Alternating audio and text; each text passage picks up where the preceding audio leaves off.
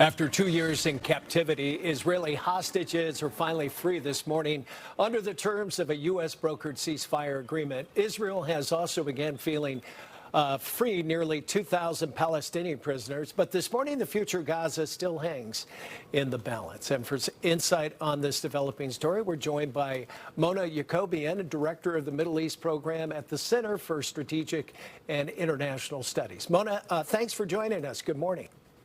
Good morning. Thank you for having me. Well, historically, let's start with this. Can you put this peace agreement and the hostage and prisoner exchange into perspective? This is a momentous agreement. We have seen, of course, more than 2 years of war in Gaza at enormous cost. Multiple efforts of diplomacy were not successful until today, when we see finally the release of all remaining Israeli hostages, the scaling up of assistance into Gaza, and hopefully, the beginning of a path toward lasting peace. Yes, still a lot of work to do. In your opinion, how sustainable is the architecture of this agreement in ensuring the commitment is kept long-term by both sides? And if there are weaknesses in the deal, what might they be? Well, I think, the first phase, which is what we have witnessed today, of course, we are watching go through relatively without a hitch. But it is indeed the rest of this 20-point agreement that's going to be very complicated to implement.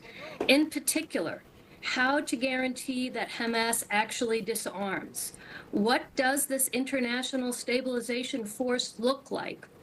What will be the governance arrangements in Gaza? All of those details have to be ironed out. And at any point, if there's a sense that the deal is falling through, we could unfortunately see the resumption of hostilities. So we're a long way yet from lasting peace. How do you see Gaza recovering in the short term? And even though humanitarian aid is flowing into Gaza, many people are finally having the opportunity to go back to their homes and their communities, but they're finding that they're gone. How do they manage that? The devastation is really monumental. 90% of homes, residential structures in Gaza have been destroyed, along with all the critical infrastructure. So the task of reconstruction is going to be costly, time-consuming, and at an enormous scale that we have yet to see. I would note it is a very positive development that the UN is saying some 190,000 tons of food, medical assistance, housing assistance, etc., is poised and has been approved by Israel to now flow into Gaza. That is a very, very important first step.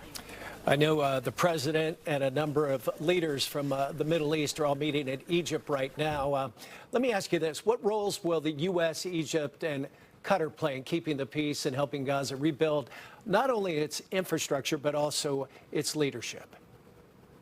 So the U.S., I think in particular, has a critical role to play. It's going to be essential that President Trump and those around him maintain their attention on this crisis. It is really U.S. leverage, I think, that has a key role to play in ensuring that the agreement moves forward.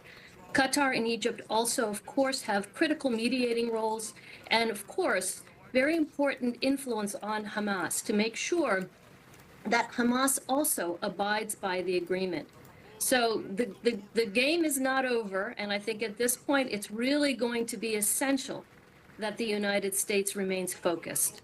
Well, there's a lot of hope in that region, and certainly a first good step today. Mona Yacoubian, she is the Director of Middle East Program at the Center for Strategic and International Studies.